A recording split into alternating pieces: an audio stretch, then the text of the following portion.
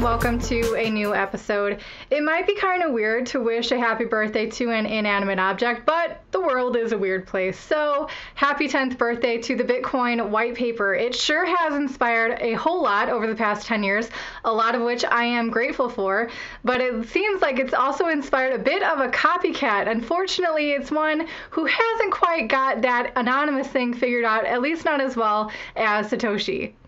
The Bitcoin white paper is a thing of beauty in regards to a decentralized network. It's set the stage for all kinds of disruption that has been needed for a very long time. Now, 10 years later, there's a new project that has set its sights on disrupting the ACH, or the Automated Clearing House. Now, the ACH is what has been responsible for dealing with things like direct deposits and direct payments for banks. Pretty much any transaction that happens within and between banks most likely involves the ACH. To give you a little bit of a better perspective, the value of all ACH transactions grew from $43 trillion in 2016 to $47 trillion in 2017. Now, the project that wants to disrupt this is called Promise, which at first glance isn't exactly the type of name that evokes a whole lot of certainty, but if the protocol is designed correctly, maybe this is a missing link for making recurring Bitcoin payments an option for big businesses.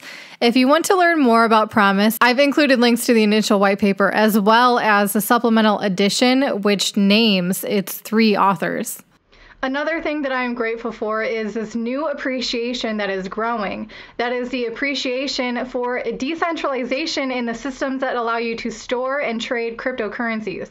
Now, a lot of people believe that anything that has to do with cryptocurrencies is decentralized. Unfortunately, here's some evidence that prove contrary to this. And even more unfortunately, a lot of people are going to learn this lesson the hard way.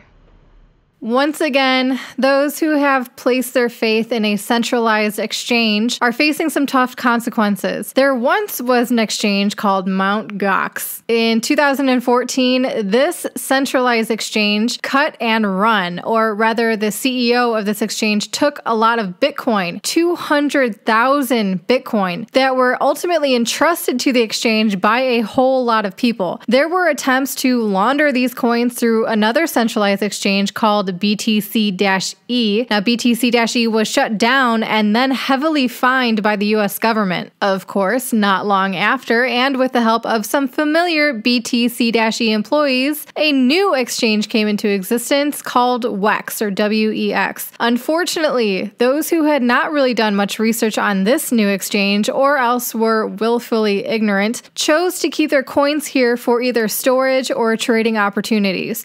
Now, for the past several months, this one has suspended the withdrawal option for many different cryptocurrencies. It's been discovered that a great number of Ethereum has been leaving the wallet that's controlled by WEX and has been deposited into everyone's favorite Binance exchange. Sound like a familiar story?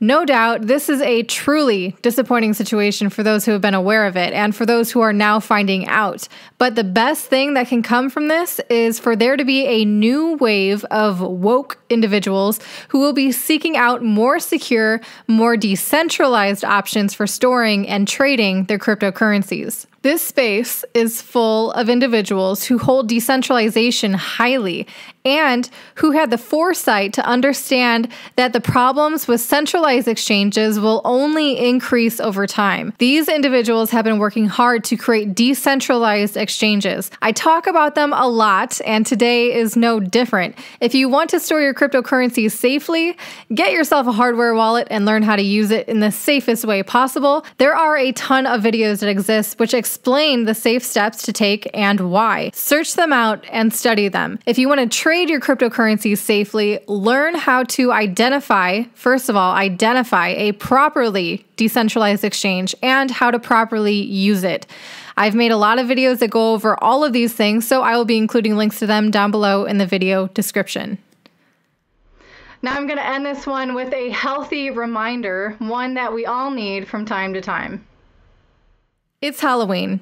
A day when people take a lot of time and energy to dress up in costumes and ask you to give them candy. In the land of cryptocurrency, companies are doing this every single day. We've seen it with the Kodak ICO, with the Long Island iced tea company suddenly wanting to get into blockchain tech, and with countless other companies and projects who have jumped on the ICO madness bandwagon in the hopes of making some money without the intention and much less the ability to actually create a viable product that actually needs cryptocurrency or blockchain technology. There are imposters everywhere in the crypto space. It will do you well to develop the ability to spot them and avoid them. It will save you a lot of money and stress. Don't worry, I made a video about this as well. There's a fire.